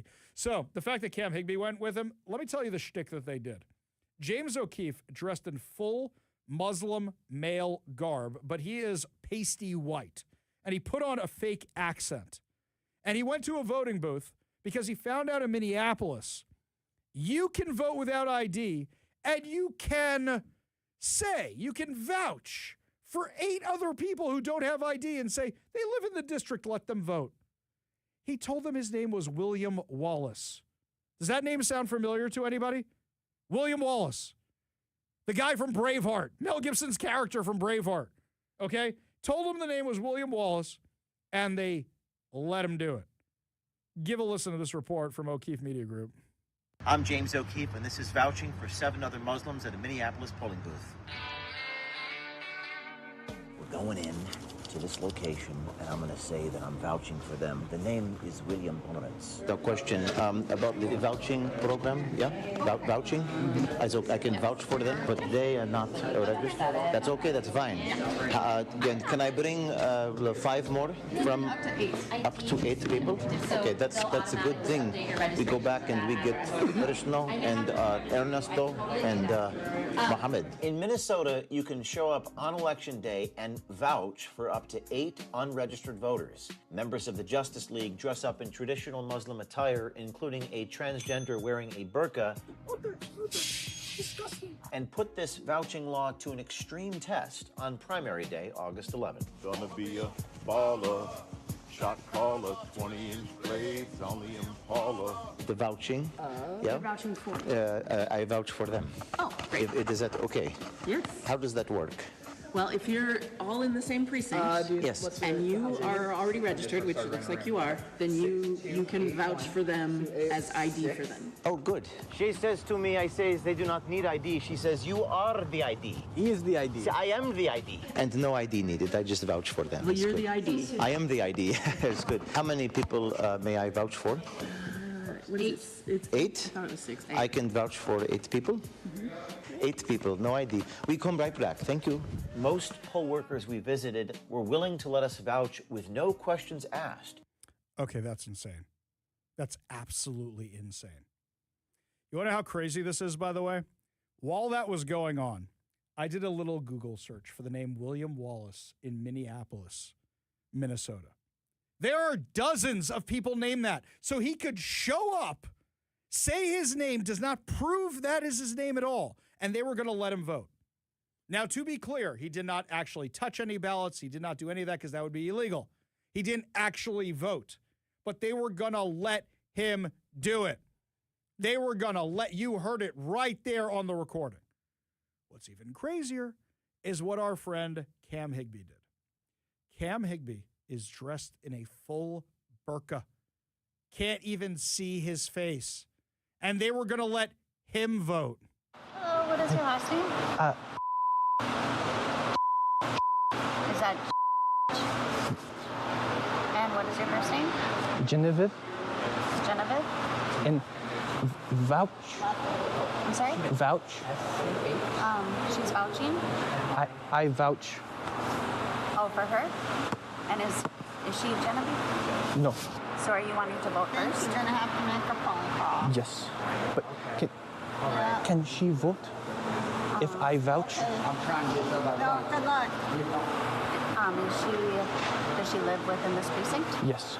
Yep, we can get her registered. Okay. So are you wanting to vote first, though? Yes, but vouch for her. Okay. So she vote. So if I vouch, she vote. Okay. Hi. Is that right? Yep. Can I vote without ID? Yes, if you're already in the system, Okay. Okay. then you can vote. Ooh. If you're already in the system. Hold on. I just need to point this out. I walked into this polling station with a random name of a random person who is registered to vote in this precinct. I am not that person. Here I am in full niqab, and this poll worker was prepared to allow me to fraudulently vote in that person's name without verifying that I'm that person. They don't need ID from me. They don't need to prove that I actually am Genevieve. They were just going to allow me to vote. They might have had me sign an affidavit, but nobody's going to check those affidavits, and even if they did, there's no way to prove Genevieve didn't sign it and that it was rather me. A dude in a full burqa with a fake accent gave a fake name, and they were going to let him vote, and they were going to let him vouch for 8 other people to be able to vote in Minneapolis. That is insane. Absolutely insane. Oh, safe and secure election system, right? The most safe and secure election system we've ever had. Are you kidding me with this nonsense? That's crazy. That is absolutely crazy. This is why we need the SAVE Act. One of our callers before thought they were being clever, and they made a really good point. They made a really good point where they said, Ari, can the next contest be by mail? I hear it's easier to cheat that way. Not with us. We actually check voter ID. Another person sent me an email earlier this week, one of our listeners. They said they went to Universal Studios. They went to Universal Studios, and for the people who have the season pass at Universal Studios, you need not just ID, but a fingerprint to use it. You know, it used to happen with those season passes, at least in California. I had friends who did this. They would just say, here's my season pass. Just go on in and use it, and you're perfectly fine. Well, there was so much fraud that Universal Studios said, no, the pass has to match the person. Photo ID, fingerprint ID. So that you can use a Universal Studios pass for a theme park. It's like the pasta pass at Olive Garden. But we don't have that for voting. We don't have that for voting at all. Hey, at least the Michigan Attorney General, she may be a Democrat, but at least she's actually prosecuting a few of these cases. We have had confirmed cases of voter fraud here in Washington. That's why they don't say it doesn't happen. They say it's rare. It's so rare. Well, then you guys, why don't you prosecute and make an example out for everybody? And as I say all the time, let's take somebody who's here legally but is not a citizen. Let's take somebody who's here legally, not a citizen, and somehow they end up on a database. One of our listeners sent me a picture of their daughter's ballots. And you go, wait a minute, ballots? She got 3 this year. 3 in the mail. Because they get all these databases and they just register to vote, register to vote, register to vote, register to vote. I wonder if this is why we have such low voter turnout.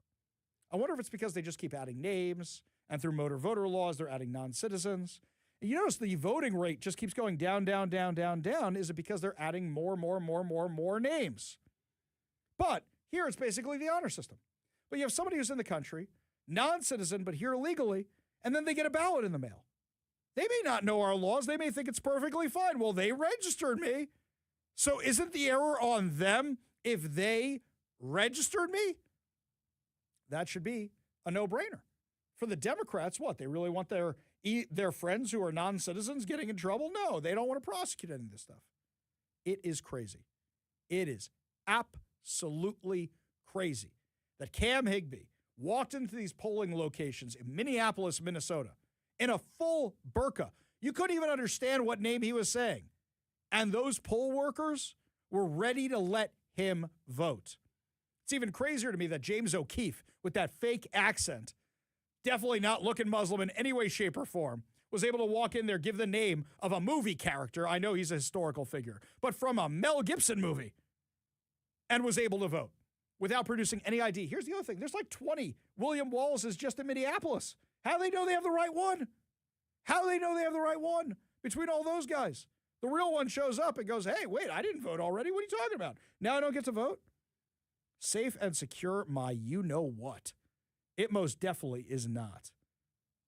You want to weigh in on this, you give us a call on our temporary line, 206-644-6006, or give us a text at 206-421-5757. That's 206-421-5757. Up next, my friends, still don't have descriptions of the shooters from Bite of Seattle. Still don't even know how many there were.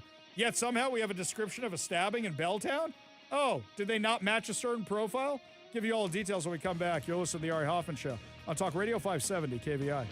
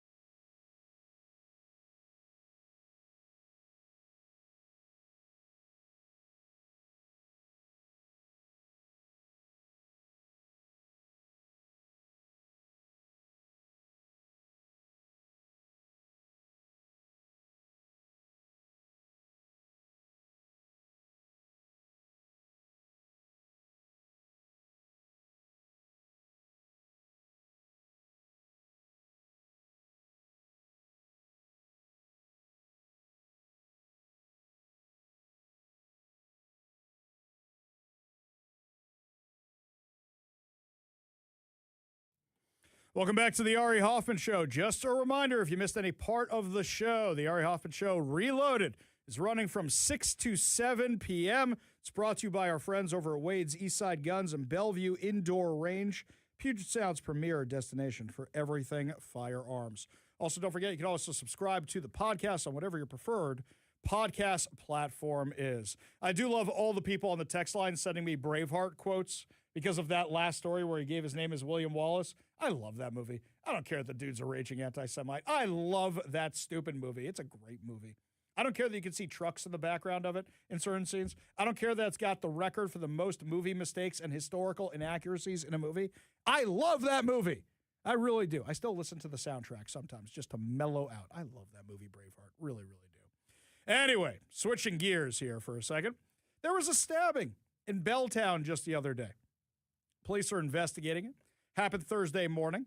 Seattle police first announced the incident at 9:45 a.m. They found one victim with injuries described as non-life-threatening. Suspect is still at large. We have a description of the suspect? Ah, yes, wearing a blue shirt. Thank you. That's very descriptive. So it's not just a problem for the Bite of Seattle. It's an issue for every crime that happens in the city. We refuse to identify criminals so that people can be on the lookout and maybe help solve crimes. Maybe, just a, maybe. Maybe. Then when we actually catch the criminals, we release them. Or we drop the charges against them. Like an axe murderer. I kid you not. Just yesterday, a King County Superior Court judge dismissed 2 first-degree murder charges against the Seattle man accused of killing 2 men with an axe in separate attacks in homeless encampments. We covered this story at the time. Judge Nelson Lee found Liam Harrison Krieger incompetent based on medical reports and dismissed the criminal case. Not guilty by reason of insanity. Just dismissed him. Just dismissed him. So now, no charges. We're going to send him to a loony bin. We'll send him to some terrible place like Western State Hospital. Maybe, if there's a bed. Don't know. And then if that doesn't work out, or if it does work out, we'll just release him down the road so he can go back to doing what he does. Krieger, according to Como News, appeared for the hearing by Zoom with his attorney. King County prosecutor Alexandra Logan represented the state. The hearing lasted less than 3 minutes. Krieger had been charged with 2 counts of first-degree murder in the February 2024 deaths of Paul Ernest Ewell and Daravuth Van. Prosecutors allege Krieger was armed with an axe in both killings. The first amended charging document, filed in May of 2024, accused him of killing Ewell on February 10th and Van on February 22nd. Seattle police said Ewell was found dead in the morning of February 10th in an alcove in the back parking lot of Seattle Men's Choir. According to a police probable cause statement, he appeared to have been sleeping, was partially covered by a blanket. Investigators say he suffered severe injuries to his face and skull. King County Medical Examiner's Office determined he had fatal injuries were caused by a heavy, sharp object similar to a hatchet, axe, or maul that had been struck in the head at least 3 times. Police said surveillance video showed a man carrying what appeared to be an axe near the scene around the time he was killed. Prosecutors later said investigators developed evidence supporting probable cause that Krieger killed Ewell with premeditated intent and moved to add the second murder charge to the case. Less than 2 weeks later, Van was found dead outside Town Hall, Seattle on 8th Avenue. Police said Van had been sleeping under blankets with luggage nearby when he was attacked. Prosecutors alleged surveillance video showed Krieger passing Van several times before returning shortly before 3:30 a.m. Investigators say the video showed him approaching slowly, looking around and swinging a long-handled weapon downward towards where Van was lying. Medical examiner found Van suffered from a fatal head injury caused by a sharp blunt force object. Cash, ID, other belongings were undisturbed. He was arrested on March 3rd. Police said he acknowledged he was the person depicted in the surveillance images taken near the town hall scene. So even though they have this guy on video, even though he confessed, even though we know is this guy, nope, let's just send you out to this place and maybe one day you'll be deemed fit to re-enter society. Killed 2 people for no reason whatsoever. Now, only an insane person will do that. But the fact that you just release this guy, just release him. Basically, we're going to send you over here to this mental institution. And once you're deemed fit to re-enter society, you can go. What, you think he's going to stay there forever? They don't even keep actual convicted murderers in jail forever. We have parole boards that are always trying to release these guys. What, you think this is just a one-off? Prosecutors say a man who set a fire to Capitol Hill nightclub was sentenced after pleading guilty to an arson charge. A judge sentenced David Tate Jr. to 12 months after he pleaded guilty to second-degree arson. Tate received credit for time already served. He's been in custody for 274 days. According to Seattle police, neighbors called 911 around 10:15 p.m. on November 2nd to report a fire at a business. Surveillance videos show a male in a hoodie approaching the entrance. Firefighters responded, extinguished the fire before it spread to the rest of the building. About 30 minutes later, police respond to a report of a person lighting fires about a block away. A bystander flagged down Seattle police and reported somebody had just lit a fire under a pickup truck. They located this guy in the area, detained him because he matched the description of the suspect. They also found he had a large can of butane in his pants pocket and a lighter. I don't think that was for smoking cigarettes. They also discovered he had an active warrant for a prior felony case of reckless burning. Oh, is his name just Climate Change? Yeah, this guy's also known as Climate Change, right? Jay Inslee calls this guy Climate Change. So they ordered him to undergo a mental health evaluation and treatment after his release from jail. That's what you could have done with the axe guy. You could have convicted him and then ordered all the mental health stuff. Could have done that. But instead, nope. We're just going to send you on your way where you can be released one day back into society, back into a homeless account where you can go kill more people. In October of 2025, he was arrested for allegedly starting a fire inside the Campbell Apartments in Seattle's Yesler Terrace. The facility provides supportive housing and is operated by Plymouth Housing. Shock. Nobody's actually surprised by that. According to the arrest report, staff at the facility said he had a history of starting fires in his apartment, and the latest fire had caused extensive damage. So this guy is a prolific firebug. But they got no problem with that. We're just going to, just release him time and time again until, burns down the gay club, tries to burn down the gay club. Then we're going to throw the book at you. Then we're going to, doesn't matter if you tried to burn down a homeless shelter, doesn't matter if you tried to burn down some guy's pickup truck. None of that matters. Doesn't matter about your felony warrants. Nope. We're just going to let you go until you hit a target we actually do care about. Kind of like that guy with the forest fires out there in eastern Washington. Then there's this story. This story immediately made me think of The Fugitive. Seattle police arrested a 28-year-old man after he escaped from an ambulance, stole a car, and ran from police. I just think of Tommy Lee Jones going, where's he going in an ambulance? On August 4th, around 7:16 a.m., police found a shirtless man running through heavy traffic near 4th Avenue South and South Holgate Street. The man appeared to be in some kind of crisis, so officers sent him to a hospital due to safety concerns. While heading to the hospital, the man escaped from the ambulance near 4th Avenue South and South Jackson Street. Oh, well, we know where that is. Soon after escaping, he stole a woman's car just as she was parking it.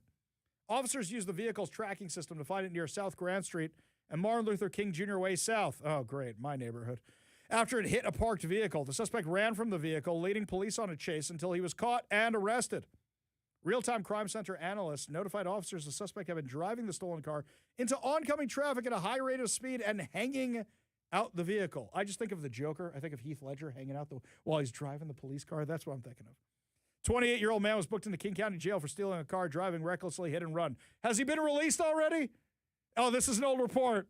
We'll check on Monday. We will let you know. I will look at it over the weekend to find out if this guy has been released already. Because would it surprise anybody? Our justice system is fundamentally broken.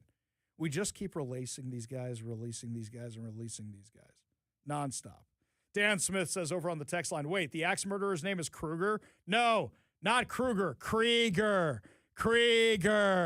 Not Kruger.